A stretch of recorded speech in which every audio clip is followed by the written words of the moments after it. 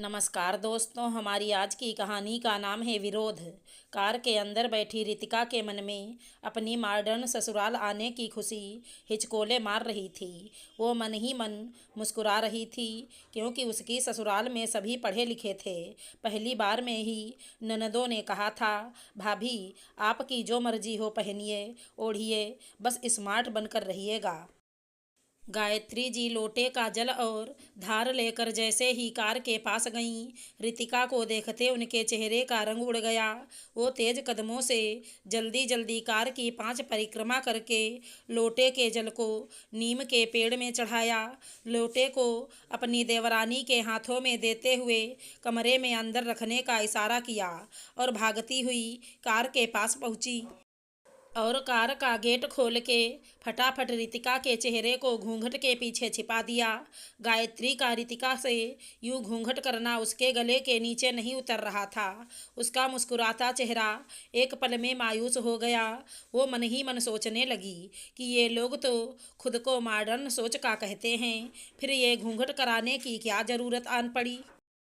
तभी उसके कान में फुसफुसाते हुए गायत्री ने कहा, कोई कुछ भी कहे लेकिन ये घूंघट ऊपर नहीं होना चाहिए। सबके सामने मैं भी कहूँ तो भी नहीं। फिर उन्होंने रितिका का हाथ पकड़कर उसे कार से बाहर निकाला। आस पड़ोस की औरतें घूंघट देखकर बोलने लगीं, अरे गायत्री, दुल्हन ने कितना लंबा घूंघट किया है। अब के ज़माने में कौन करता है इतना लंबा घूंघट। घूंघट को थोड़ा ऊपर कर दो। गायत्री जी ने मुस्कुराते हुए कहा, अरे मैं तो कब से बोल रही हूँ लेकिन ये मान ही नहीं रही। खैर जाने दो, अच्छा ही है, कम से कम मेरी बहू सारे नियम कायदे तो जानती है, वरना आजकल की लड़कियां कहाँ इन नियमों को मानती हैं। ये पहला झटका था जो दिया गया था रितिका के अरमानों के टूटने का। इतने दिनों तक जिसे वो मॉडर्न सोच वाली ससुराल समझ रही थी, शादी से पहले प्यारी प्यारी बातें करने वाली सासू माँ को अपनी माँ जैसा समझ रही थी, सही मायने में वो माँ नहीं सिर्फ एक सास थी। जैसे तैसे सभी रस्में पूरी हुईं, रितिका को गृह प्रवेश कराया गया। अब बारी आई घर के बड़े बुजुर्गों के पैर छूने की। रितिका ने मौजूद वहाँ सभी बड़े बुजुर्गों का पैर छूकर आशीर्वाद लिया। रितिका घर की बड़ी बहू थी। उससे छोटी 2 ननद और एक देवर था। दोनों ननदों की शादी रितिका की शादी से पहले ही कर दी गई थी। रितिका ने वहां मौजूद अपनी ननद के पैर नहीं छुए। सारे रीति रिवाज होने के बाद रितिका को उसकी सास ने एक कमरे में बिठा दिया। तभी उसे बगल के कमरे से जोर जोर से चिल्लाने की आवाज़ आई, जिसे सुनकर रितिका डर गई।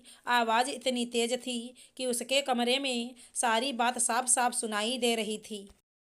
रितिका की छोटी ननद गुस्से में जोर जोर से चिल्ला रही थी। उसने अपनी माँ से कहा, भाभी को तो उनकी माँ ने ससुराल आने से पहले कुछ सिखाया ही नहीं। उसे तो कोई नियम कायदा ही नहीं पता। सबके सामने हमारी बेइज्जती करके रख दी। अरे चुप हो जा, धीरे बोल, वरना भाभी सुन लेंगी। बड़ी ननद ने कहा, सुन लेंगी तो सुन लें, मैं कौन सा किसी के बाप से डरने वाली हूँ। गुस्से के आवेश में छोटी ननद ने कहा, लेकिन माँ एक बात तो है, भाभी को तो हमारी इज्जत का ख्याल रखना ही चाहिए था। एक तो पहले ही उनके मायके वालों ने अच्छी खासी हमारी बेइज्जती करके रख दी। बड़ी ननद ने कहा, ना स्टैंडर्ड का खाना पीना, ना आओ भगत, ना ही कोई सामान दिया। बेटी की शादी तो ऐसे की जैसे कोई बोझ उतार रहे हों। और तो और संस्कारी बेटी भी नहीं दी, जिसे ये तक नहीं पता कि ननद चाहे छोटी हो या बड़ी, हमेशा उसका पद बड़ा ही होता है।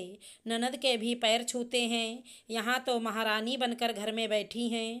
ननदों की बातें सुनकर उसे ऐसा लगा जैसे किसी ने जलते अंगार उसके कानों में डाल दिए हो।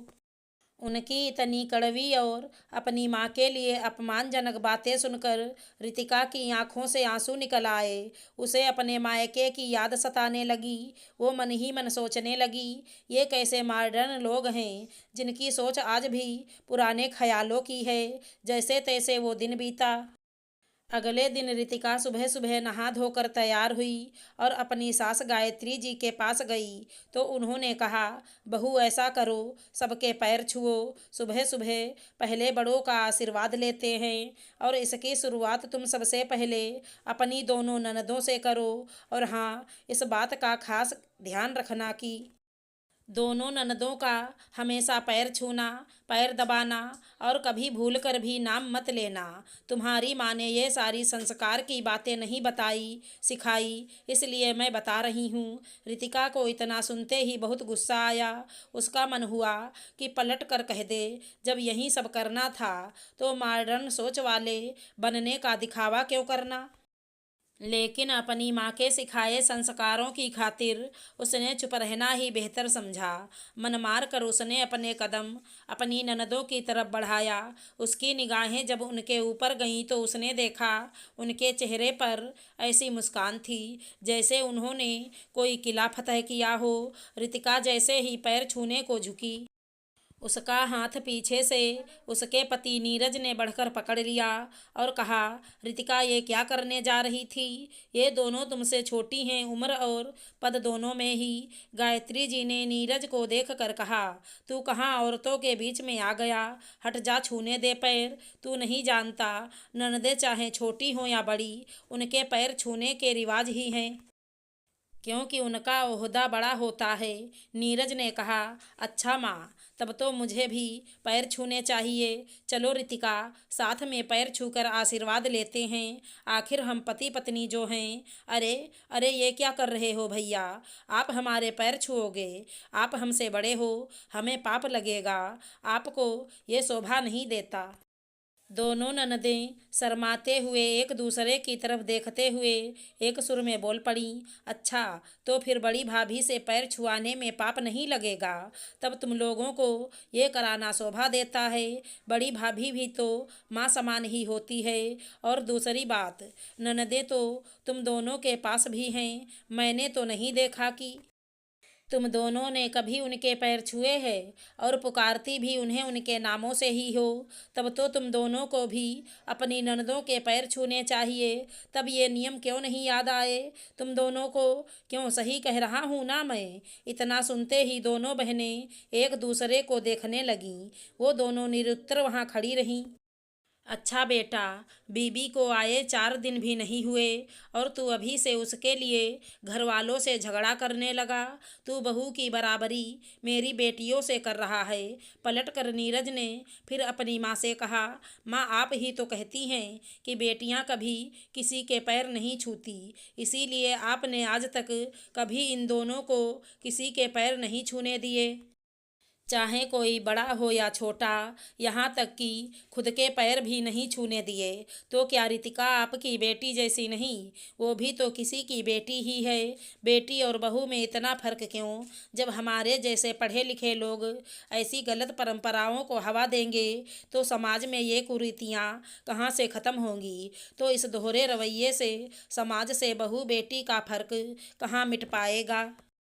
सबके सब नीरज का एकटक चेहरा देखने लगे और नीरज रितिका को अपने साथ लेकर दूसरे कमरे में चला गया।